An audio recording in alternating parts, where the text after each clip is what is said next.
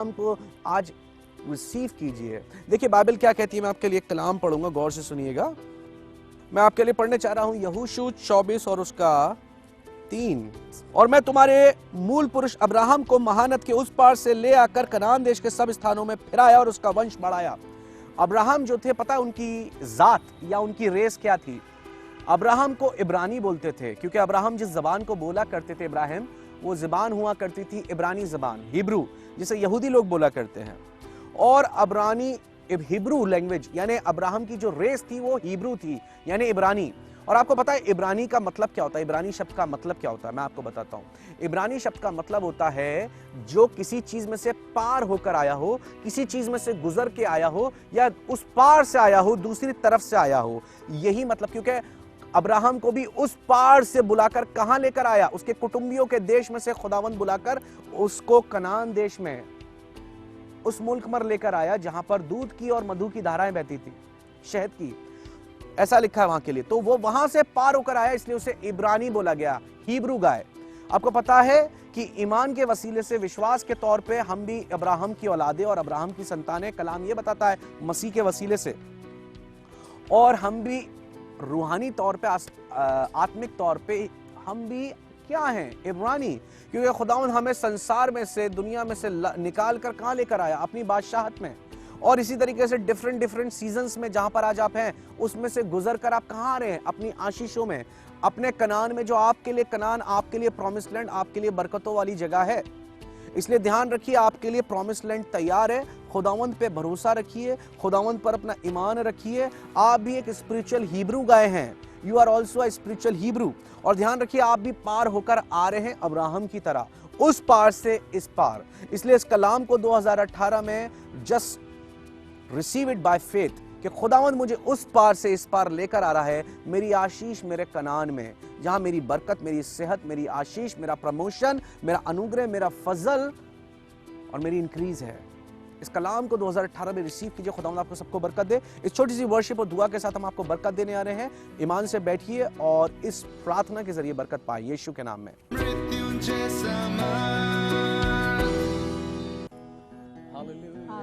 Hallelujah, hallelujah, hallelujah, hallelujah, hallelujah. तुझ में जो मैं बनी रहूंगी, सौ गुना मैं पालूंगी। तुझ में जो मैं बना रहूंगा, सौ गुना मैं पालूंगा।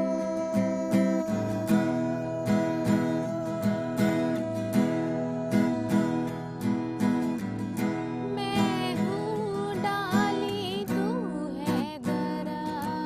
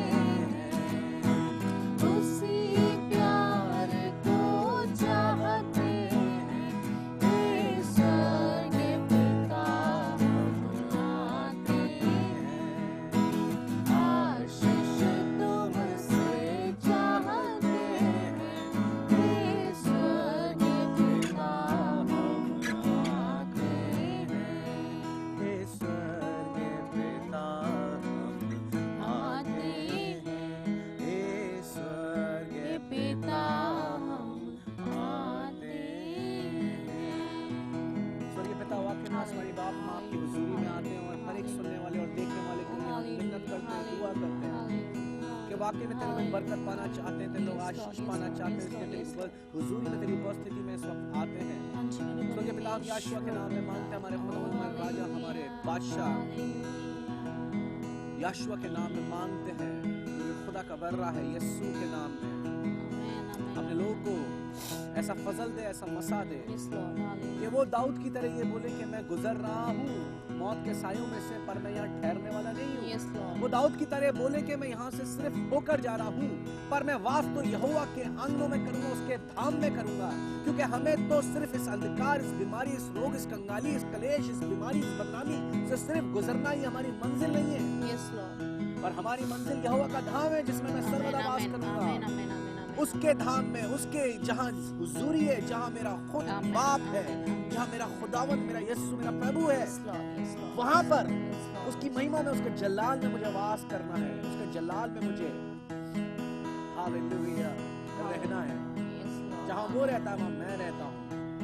इसलिए खुदावंद ये गुजरने, इस बात को याद रखें। इसलिए 2018 में यही मांगता हूँ कि खुदावंद ये उस जगह तक पहुंचे जिस जगह पहुंचने के लिए आपने इन्हें बुलाया है, चुना है और अलग किया है। और खुदावंद ये जिस चीज से भी गुजरते हैं, चाहे वो जिस्मानी है, रूहानी है, कैसी भी है, शारीरिक, आत्मिक, मानसिक, अभी ऐसा मसा, ऐसा अभिषेक और ऐसा फजल दे कि खुदावंद ये याद रखें और इस बात को कन्फेस कर लें कि इसमें से मेरा बाप, मेरा अब्बा पिता, मेरा स्वर्गीय पिता मुझे निकाल रहा है, और इसमें से मैं जीत कर बाहर आऊंगा। जैसे इजरायली बहुत सारे सोने और चांदी के साथ मिस्र में से बाहर आए, वैसे मैं भी जीत कर, गालिब होकर, फतेह पाकर इस अंधकार की तरह में से आऊंगा बाहर, और खुदा की, परमेश्वर की आशा का मौका पवित्र यीशु के नाम में